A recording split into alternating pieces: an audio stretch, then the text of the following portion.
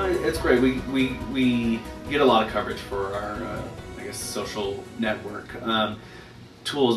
What we do, we try to two things. We try to form stronger bonds amongst our employees.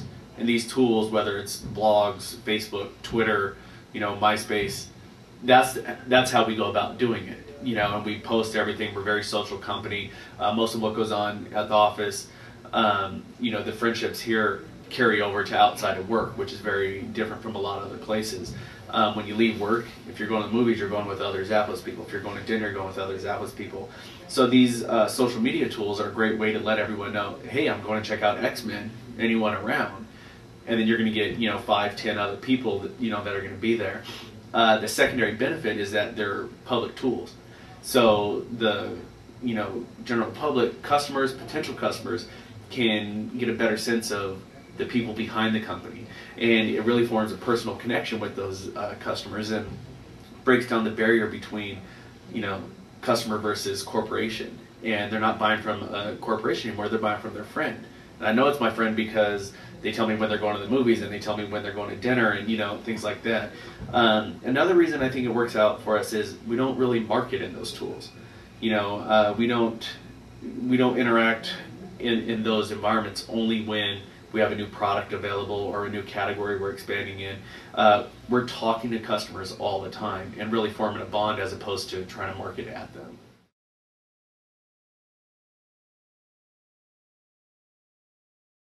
We have about 1,400 employees, and about 34 is our average age. So I think a lot of people think we're probably quite a bit younger, but no, I mean, we have a wide range of employees, with great experiences from all over, and about 34 is our average age.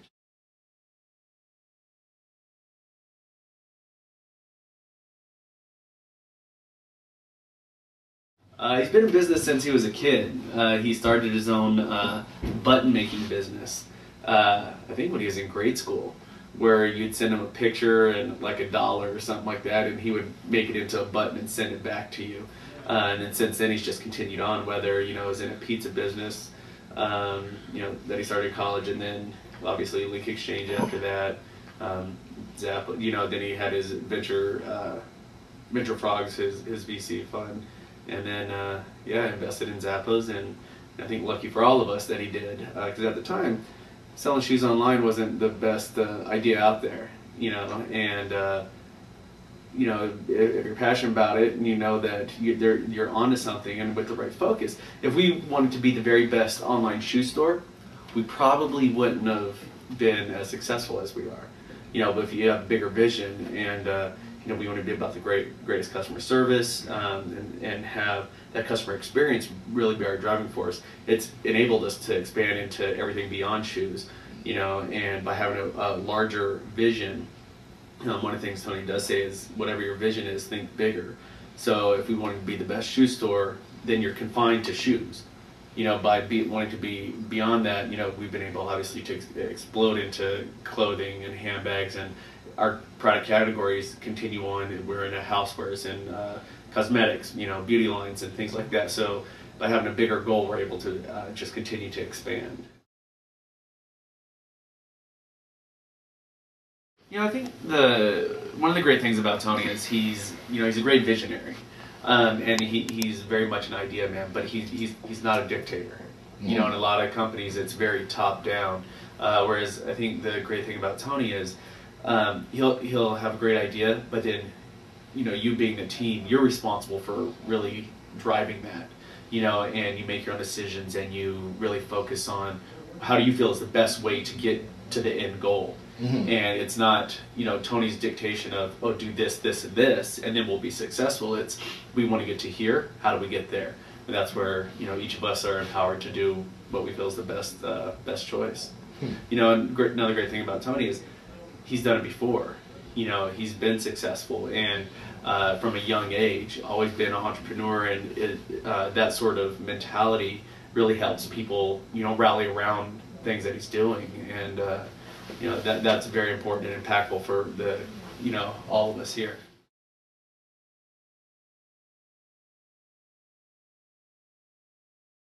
Yeah, that's great. People that don't know him think that he's soft-spoken. I think once you get to know him, he opens up quite a bit. You know, he thinks a lot about a lot of stuff. You know, and he's always generating ideas. And it doesn't matter if it, you know, in the office, out of the office, whatever your business or his business, like whatever you're talking about, he's generating ideas. And you know, and that's just how his mind works. It's just always on, always working. And you know, that's great. A lot of our decisions are made outside the office here. You know, that it only happens because we do have such a strong unit that we are in groups outside of the office, where I think you're able to be more free thinking. You know, because when you're day to day and you're running a meeting to meeting and call to call, you know, once you're out of the office, you're able to look at the bigger picture. And you know, I think that's where one of the things about Tony is just always driving and generating ideas.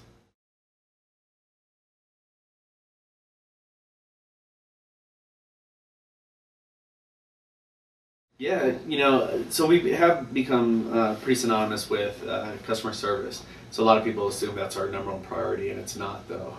Our top priority is company culture, and what that, you know, how we sort of think about that is, do I want to hang out with you outside of the office? And you know, that's sort of what we hire for. We want to make sure, look, you're here more hours than most other places you're going to be, right? So while you're here, you should be around people that you want to be around, and that generates, you know, fosters creativity.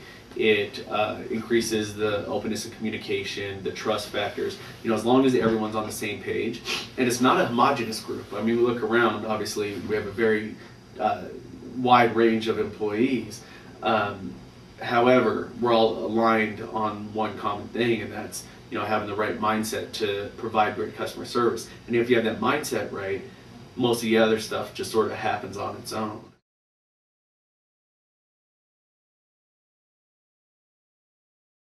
I wasn't. I actually just joined in June. I've known Tony and Zappos for about 6 years since, you know, they were in San Francisco.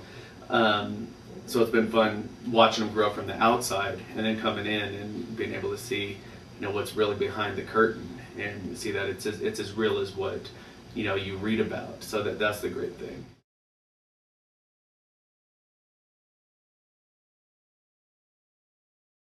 Big focus again is customer service, and in San Francisco, there's not a lot of people that take on call center roles as a career. Whereas Las Vegas, it's, you know, there's a lot of call centers here. People go into into the service industry to focus on that. It's a 24-hour city, and in order for us to have the best customer service, you know, the best call center, which we call our customer loyalty team, 24 hours, Las Vegas is the place to be for that. So move the entire company here, because while we could have just had a call center, if your entire company isn't aligned, you know, you're almost missing the boat. So we brought everyone here. So we have obviously the call center, as well as all management, merchandising, everything here, and then we have our distribution center in Kentucky. We're right by the UPS Worldport hub. So, you know, again, going after that customer service from a shipping standpoint, centrally located, you can get everywhere in the U.S. very quickly. Whereas if we were to be in California, for example, or here in Las Vegas, if you ship stuff, it's going to go through Kentucky and then back out somewhere. So if you have your facility there, it's just that much faster to get to, you know, the customer.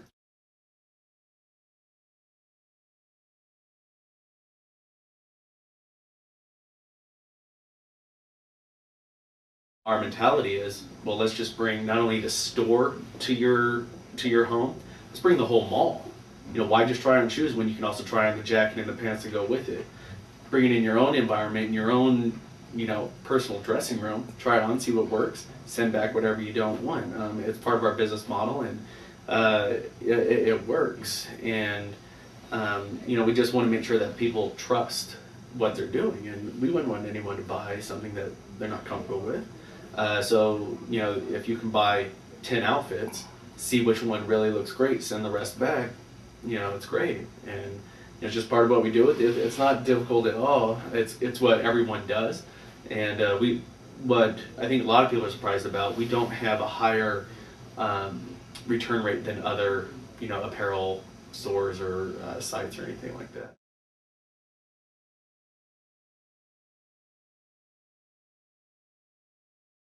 I think the most important thing is, we were obviously launched as a shoe store, online shoe site, and we've expanded beyond that. We sell everything that you'd wear, pretty much, and we have all the brands that you'd want to buy. So we have a big focus this year of really getting out the point that we are deep into clothing. We have a very big offering. It's a very successful offering as well. Handbags, like I said, the other categories. So that it's changing that mindset that while we started in this area, we are so much more than that. Our new TV campaign that's out right now is really focusing on the fact that it's that you can step into a Zappos box. It was a great creative put together by the Ad Store, who is our creative agency out of New York. And the idea is you can step into a Zappos box and clothe your entire body, from head to toe, as opposed to just being focused on shoes. So that's our big focus right now.